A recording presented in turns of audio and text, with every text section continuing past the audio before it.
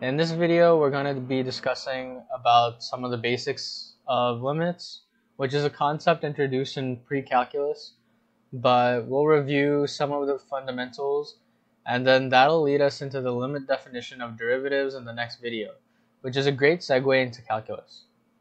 So one way to think about a limit is that it's the expected value of a function at a given point. Sometimes the limit is equal to the actual function value, but other times it's not. And if there is no expected value, we say that the limit does not exist. So a more formal explanation would be as x approaches a, some real number, the limit of some function f of x equals some real number L. Now, there are two subcategories when it comes to limits called a left and a right hand side. So, for example, you can have the following graph.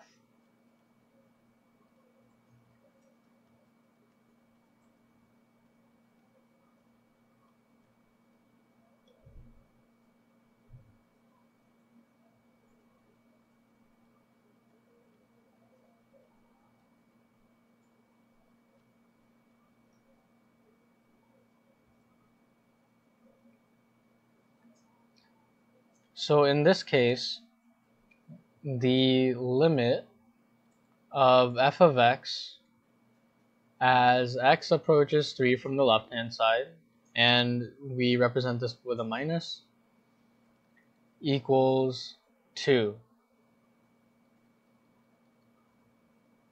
The limit of f of x as x approaches 3 from the right hand side is 6. So the rule is that a limit of f of x at x equals a only exists if the limit of f of x as x approaches a from the left hand side is equal to the limit of f of x as x approaches a from the right hand side. So in this case, in this specific case, there is no limit. So we would say limit of f of x as x goes to 3 does not exist, because again, the left hand side is not equal to the right hand side.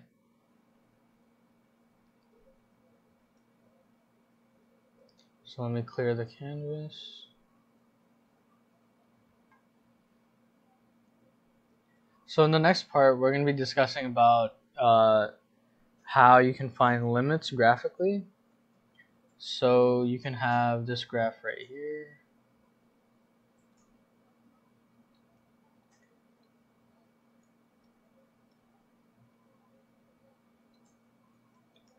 So the limit of f of x as x approaches 2 is equal to 4.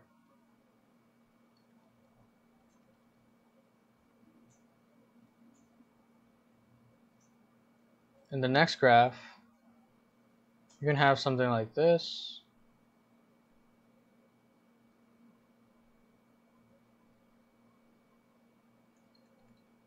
Where the limit of f of x as x goes to 2 does not exist, or in this scenario, to be a bit more specific, it's positive infinity.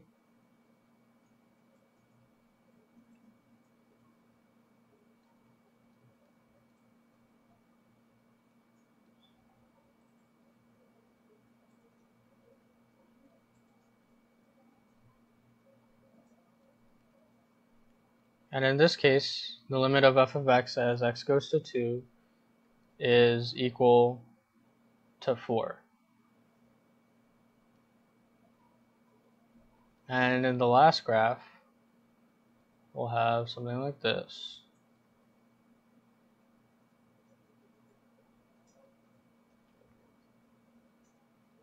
Where the limit of f of x as x goes to 2 does not exist.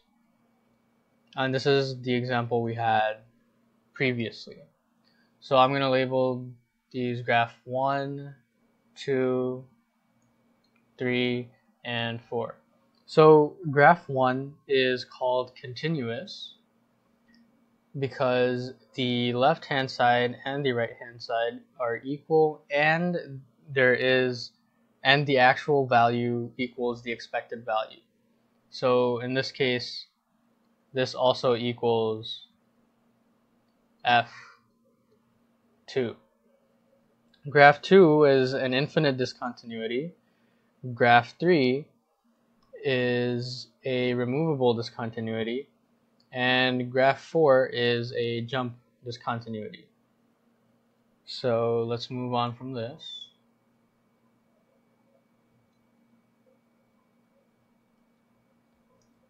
Now you can find limits algebraically as well. So say you have the function f of x, which is equal to x squared plus x minus 2 over x minus 1. And you are asked to find the limit of f of x as x approaches 1. So what you can do is first factor out the numerator, which happens to be x minus 1 times x plus 2, and that's over x minus 1. And then you can just cancel these out, and you're left with x plus 2. Now note that at x equals 1, f of x is undefined. But even if it is undefined, it doesn't matter when determining the limit, because remember, a limit is the expected value, not the actual value. And if that's unclear, we'll draw it out just to show what I mean. So at this point, you can actually just take 1 and just substitute it into this, and you would get 3. So from this, we know that the limit of f of x as x approaches 1 is just 3. So back to over here. Now let's draw out the graph to see how it would be. So the y-intercept is 2, so we know there's going to be a point here, and we know that there's going to be a hole at x equals 1. So let's say this was it, and it'll look something like that.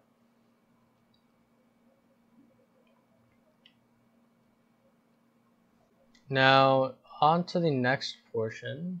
We're going to be discussing about some of the properties that limits have that can be potentially useful when simplifying.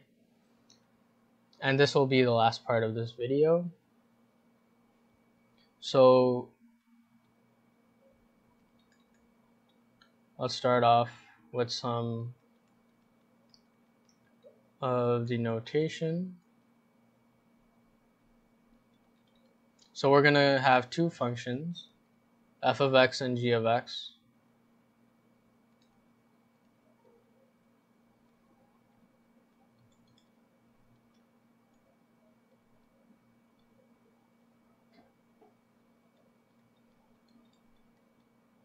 So if you were to multiply some constant b to f of x and find the limit of that entire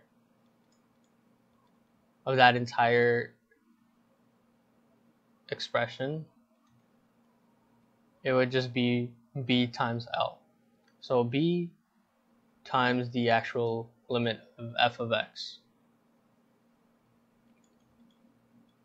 The next property is f of x times g of x. And that's simply just taking them individually and multiplying these two.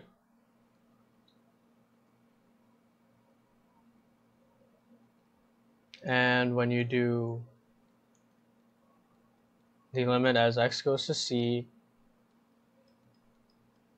where f of x is raised to the nth power, n being some real number, it would just be L to the nth power. So those are just a few properties that can help us simplify certain limits. And that's it for this video. I hope you learned and enjoyed. Hope to see you in the next one. Please like, comment, and subscribe.